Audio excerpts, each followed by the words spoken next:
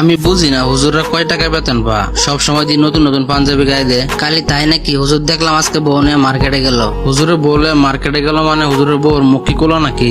না, মুখ ঢাকাই ছিল, কিন্তু তারপরে হুজুর কি কারণে বউলে মার্কেটে আইবো? আর একটা কথা বলি তোরে, এই দেশে কাপড়ের দাম কিন্তু হুজুরাই বাড়াইছে। কি লম্বা লম্বা পাঞ্জাবি ভরে দেওয়াস না? আবার দেখলাম হুজুরে অ্যান্ড্রয়েড ফোনও চালা। কি রে তুই এগুলা কি বলতেছ? হুজুরে আবার অ্যান্ড্রয়েড ফোন চালাইবো কারে? হুজুর চালাবো একটা বাটন মোবাইল। মাঝে মধ্যে কেউ ফোন দিলে কথা বলবো এলাকাতেই। দেওয়াস না মানুষের বাড়িতে দাওয়াত খাইতে খাইতে হুজুরের পেট কত মোটা বানাইছে। মানুষের বাড়িতে খায় খাইতে পেটটা বানাইছে। দেওয়াস না আমরা শরীর হুগায় কি হয়েছে? আমি হইলাম মসজিদের সভাপতি আর হুজুরে আমার সালাম দিল না। ব্যাপারটা চিন্তা করার বিষয়। এত বড় অপমান আমি কোনোভাবে মানতে পারতেছি না। সভাপতি সাহেব, আপনি মসজিদের ইমাম সাহেবের কিছু একটা ব্যবস্থা করেন। ইদানিং কিন্তু হুজুর একটু বেশি বাইরে গেছে। ইমাম সাহেব হুজুর তো আমার লগে বেয়াদবি করছে রে, কিন্তু তোদের লগে আবার কি হয়েছে? আমার তো হুজুরের চলাফেরাতে সন্দেহ। কয় টাকায় বেতন পা, নতুন নতুন পাঞ্জাবি পরে আবার সংসার চালায়, অ্যান্ড্রয়েড ফোন চালায়, এত টাকা পয়সা কই পা? তুই তো কথাটা ঠিক বলছস, হুজুর এত টাকা পয়সা কই পা? আজকে বিকেল বেলা এটা নিয়ে বসমো। আপনি হইলেন মসজিদের সভাপতি, আমরা এলাকাবাসী সবাই আপনার পিছনে আছি। আপনি হুজুরের একটা কিছু ব্যবস্থা করেন। ঠিক আছে, তোরা চিন্তা করিস না, আমি সঠিক বিষয়টাই করবো।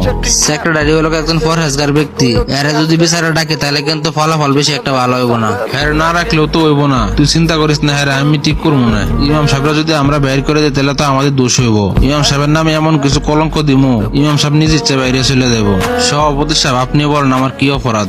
কথা বললেন না, একটু চুপ থাকেন। আপনার বিরুদ্ধে অনেক অভিযোগ আছে। মানুষের কথা আর কি কম, আপনি তো আমার লগে বেয়াদবি করছেন। আমি তো আপনার সাথে এমন কোনো আচরণ করি না। আমার জানা মতে আপনি কষ্ট পাবেন। সকালে আপনার লগে দেখা হইলো, আমি হলাম একটা মসজিদ কমিটির সভাপতি, আপনি আমার সালাম দিলেন না। আমার বউ অসুস্থ, এই কথা শুনে আমি তাড়াতাড়ি করে চলে গেছি। আপনার আমি খেয়াল করি নাই।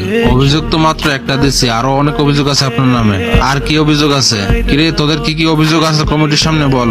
আমার কথা এলাকা হুজুর কয় টাকা বেতন পা, নতুন নতুন পাঞ্জাবি পরে আবার ফ্যামিলি চালায়। শুধু তাই নয়, কালকে দেখলাম হুজুরের বউ নিয়ে মার্কেটে গেল। আবার হুজুরে অ্যান্ড্রয়েড ফোন চালা। হুজুরে অ্যান্ড্রয়েড ফোন চালাবো কে? হুজুর চালাবো একটা বাটন মোবাইল। আবার হুজুরে আল্লাহর রাস্তায় মানুষের বাড়িতে খাইতে খাইতে ফ্যাট একটা বানাইছে। ফ্যাট তো নয় যেন একটা গোডাউন। আবার দেখলাম হুজুর একদিনকে জোরে জোরে হাঁটতেছে, আবার দেখলাম একদিন আস্তে আস্তে হাঁটতেছে। এগুলার জবাব দিতে হইব। সভাপতি সাহেব ইমাম সাহেব তো কইছে ওনার বউ অসুস্থ, তাই শুনে তাড়াতাড়ি করে গেছে, আপনার খেয়াল করে নাই। তাছাড়া হুজুর কি কারণে আপনার প্রত্যেকদিন সালাম দেবো আগে আগে? আপনিও তো পারেন একদিন আগে আগে সালাম দিতে। আমি কি কারণে আগে সালাম দেবো? আমি হলাম মসজিদের সভাপতি।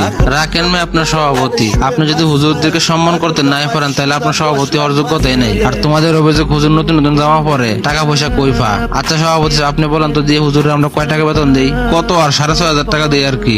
আচ্ছা তোমরা কি কেউ শুনছো হুজুরের কাছ থেকে কেউ টাকা পয়সা পাবা? হুজুর কেউ টাকা পয়সা মেরে দিছে?